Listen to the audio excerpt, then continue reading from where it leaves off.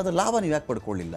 Half ಸೆಂಚುರಿಗೆ ತಡ್ಕಾಡ್ತಾ ಇದ್ದೀರಿ, ಅವ್ರು double ಸೆಂಚುರಿಗೆ ಒಂದು ಸೀಟ್ ಕಡಿಮೆ ಇದೆ. ಇಲ್ಲ, ಈಗ ಸೌದಿಗಳು ಎರಡನೇ ಮಾತು ಮಹಾರಾಷ್ಟ್ರದಲ್ಲಿ ಆಂಟಿ ಇನ್ಕಂಬೆನ್ಸಿ ಅಂತ ನಮಗೆ ಮಾಹಿತಿ ನೋಡಿ. ನಾವು ಲೋಕಸಭಾ ಚುನಾವಣೆಯಲ್ಲಿ ನಾವು ಕಾಂಗ್ರೆಸ್ ಮತ್ತು ಮೈತ್ರಿ 31 ಸೀಟು, 48 ಸೀಟಲ್ಲಿ 31 ಸೀಟ್ಗಳನ್ನ ಗೆದ್ಕೊಂಡು ಅವ್ರು 17 ಸೀಟು. ಅಂದರೆ ಜನ ಅವ್ರನ್ನ ತಿರಸ್ಕಾರ ಮಾಡ್ತಾ ಇದ್ರು. ಅವ್ರ ಆಪರೇಷನ್ ಕಮಲ ಅವರ ಇದು ನಡೆನ ಖಂಡಿಸಿದ್ರು ಅಂತ ನಮಗೆ. ಆಮೇಲೆ ಒಂದು ಕರ್ನಾಟಕದ ಮಾದರಿ ಅಂತ ನಾವು ಇಡೀ ದೇಶದಲ್ಲಿ ಗ್ಯಾರಂಟಿ ಯೋಜನೆಗಳು ಅಂತ ಹೇಳ್ತಾ ಇದ್ವಿ.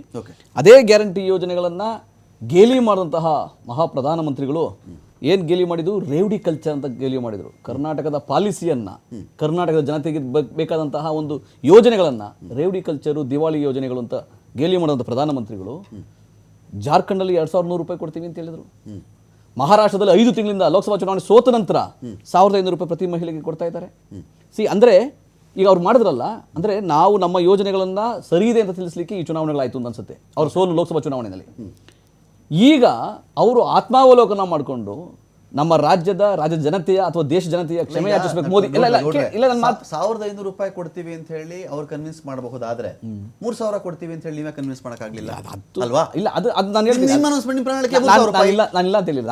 ಅದು ಎರಡನೇ ಮಾತು. ನಾನು ಅದೇ ಹೇಳ್ತೀನಿ, ನಾವು ನಮ್ಮಲ್ಲಿ ಏನೇನು ಫೇಲ್ಯೂರ್ ಆಗಿದೆ ನಾವು ಅದು ಮಾತಾಡೋಣ. ನಾನೇನು ಹೇಳ್ತಾ ಇದ್ದೀನಿ ಅಂದರೆ, ಯಾವ ಪ್ರಧಾನಮಂತ್ರಿಗಳು ಇದನ್ನು ರೇವಡಿ ಕಲ್ಚರು, ದಿವಾಳಿ ಕಲ್ಚರ್ ಅಂದವರು ಇವತ್ತು ಅವರೇ ಆ ಯೋಜನೆಗಳನ್ನ ಎರವಲು ಪಡ್ಕೊಂಡು ನಕಲು ಮಾಡ್ತಾ ಇರೋದು. ಅಂದರೆ ಈಗ ಅವರು ಆತ್ಮಾವಲೋಕನ ಮಾಡಿಕೊಂಡು ಯಾವುದನ್ನು ರೇವಡಿ ಕಲ್ಚರ್ ಅಂದರೋ ಆ ಜನತೆಯನ್ನು, ಆ ಸರ್ಕಾರಗಳ ಕ್ಷಮೆ ಯಾಚಿಸಬೇಕು ಮೋದಿಯವರು.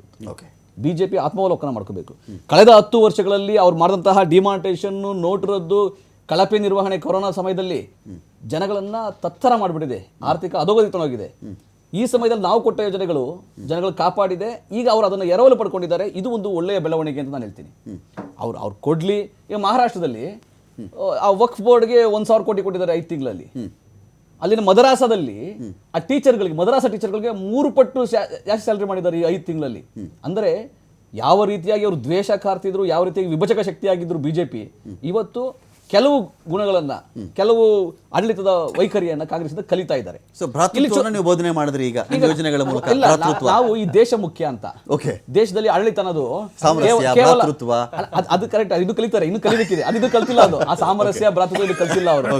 ಅಭಿವೃದ್ಧಿನಲ್ಲಿ ಯೋಜನೆಗಳನ್ನ ನಕಲು ಮಾಡಿ ಏಕೈತೋ ಸೇಫ್ ಏನದು ಏಕೈತೋ ಸೇಫ್ ಅಂತ ಹೇಳಿ, ಏಕೈತೆ ಸೇಫೆ, ಅದು ಬಟೆಂಗೆ ತೋ ಕಾಟೆಂಗೆ ಇವೆಲ್ಲ ಇದು ವರ್ಕ್ ಆಗಿರ್ಬೇಕಲ್ಲ. ಡಿವೈಡ್ ಅಂಡ್ ರೂಲ್ ಅದು ಈಗ 6 ಪಕ್ಷಗಳಾಗಿದ್ದಾವೆ ಮಹಾರಾಷ್ಟ್ರದಲ್ಲಿ. 6 ಪಕ್ಷಗಳಲ್ಲಿ ಮತಗಳು